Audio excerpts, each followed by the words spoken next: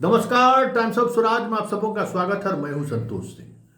और सिद्धार्थ जी, देखिए ये जो वीडियो चल रहा है, इस वीडियो को जरा गौर से देखिए। यही जंगल राज है ना। इसी राज को लोग याद करके लोगों का दिल सिहर जाता है। इसी तरीके से उस राज में शिक्षकों के साथ, डॉक्टर के साथ, छोटे छोटे व्यापारी के साथ इसी तरीके का व्यवहार होता था ना। ये जो वीडियो आप देख रहे हैं, अब बताइए शिक्षक के क्या गुनाह है। हालांकि टोला सेवक को सबसे ज़्यादा वो पीटा है, और पीटने वाला राजेश यादव है, अपराधी है। अभी थोड़ी दिन पहले जेल से छूटा है, और रंगदारी मांगना उसका पेशा है। और आजकल स्कूल सबसे सॉफ्ट टारगेट हो गया है। स्कूल में टीचरों की संख्या बढ़ गई है, और टीचर की संख्या बढ़ने की वजह से लगता है कि भाई 50,000 दरमाहा मिलता है गांव में, 6 शिक्षक है तो 3 लाख रुपया महीना इन लोगों को मिलता है, चलो इस सबको महीना 30,000 रुपया फिक्स कर दो। ये स्थिति गांव गांव में बन रहा है।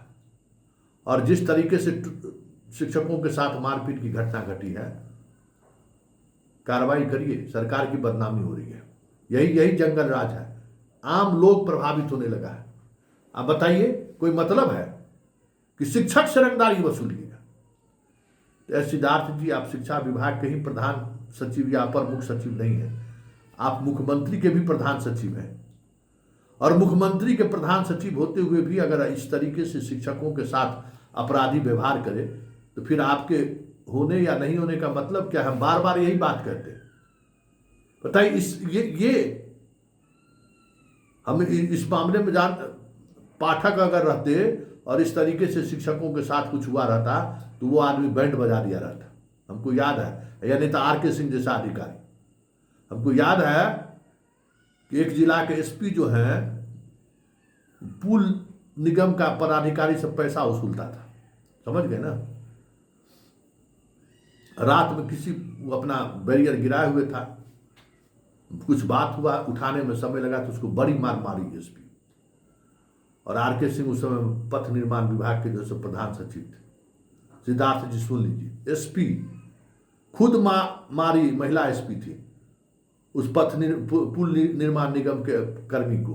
और पुल निर्माण कर्मी उस समय में पथ निर्माण विभाग जो सो सारा जितना पुल होता था उसका टेंडर नहीं करता था, उसका स्टाफे पैसा वसूलता था। मतलब पुल पार करने पर जो टैक्स लगता था, उसको मार बैठी। और आपको पता है, उस एसपी को सार्वजनिक रूप से माफी मांगना पड़ा। क्या क्या नहीं हुआ। तू तो एसपी थी और यहां अपराधी है। और वही दौर था जिस दौर में आर के सिंह जैसे अधिकारी उस समय में, पढ़ते अमृत भी बहुत अच्छे काम कर रहे थे, बहुत सारे अधिकारी थे उस समय में। उस जंगल राज का जो लोगों के अंदर में एक माहौल था ना, उस माहौल को समाप्त करने में बड़ी भूमिका रही। और आप देख लीजिए, आपके शिक्षक बंधु को पीट रहा है इस तरीके से अपराधी, और कार्रवाई नहीं हुई है। आप भरोसा दिए थे उसकी कार्रवाई हो, एसपी को टास्क दीजिए कि 24 घंटे में राजेश यादव पकड़ा जाए। और ऐसी कार्रवाई होनी चाहिए कि 3 पीढ़ी उसका याद रखे। ये बहुत बड़ा अपराध है, और ये एक ऐसा अपराध है जिससे आम लोग प्रभावित होते हैं। और यही आम लोगों के प्रभावित होने की वजह से ये सारी बातें हुई हैं। जो अभी भी नीतीश जी मंच से बोलते हैं ना, याद करिए वो दिन, यही दिन था। और ऐसे में आज के तारीख में अगर ये दिन देखने को शिक्षक को ये स्थिति हो रहा है, तो फिर तो क्या कहना है। हम उम्मीद करते हैं कि 24 घंटे के अंदर में राजेश यादव गिरफ्तार होगा। और राजेश यादव तो बड़ा खैर नहीं है, तो बहुत रॉन्ग नंबर डायल कर दिए। जेल से निकले, मतलब वो तो हम जान रहे हैं कि अभी पुलिस का जो व्यवस्था है, उस व्यवस्था का लाभ उठा रहे हो बाबू, इसीलिए इतना बड़ा दुस्साहस कर दिए। नहीं तो यही शासन था ना। बड़े बड़े अपराधियों को भी जो है, ये इस तरीके का कृत्य तो छोड़ दीजिए, आंख उठाकर देखने की ताकत नहीं थी। तो यही गवर्नेंस है नीतीश कुमार का, और यही सुशासन है, और यही कानून का राज है जो अब बेपटरी हो रहा है। दीपक बाबू, आप भी सुन लीजिए, आप भी देख लीजिए, पूरी सरकार आप चला रहे हैं, जरा देख लीजिए। यही है, यही यही उदाहरण जो है जमुई से शुरू हुआ है, और देखिएगा पूरे बिहार में धीरे धीरे धीरे धीरे फैलेगा अगर इस पर कार्रवाई नहीं हुई तो। और इस पर राजनीति करके खुश नहीं हो जाइएगा कि यादव मारा है तो लालू यादव का जो है सब देख लीजिए, यादव सब अभी भी नहीं सुधरा है। इससे बात नहीं बनने वाली है, कठोर कार्रवाई होनी चाहिए। हम सब लोगों की यह है कि इस तरीके के की मनोवृत्ति अगर बढ़ा तो फिर बिहार को नियंत्रण करना मुश्किल है।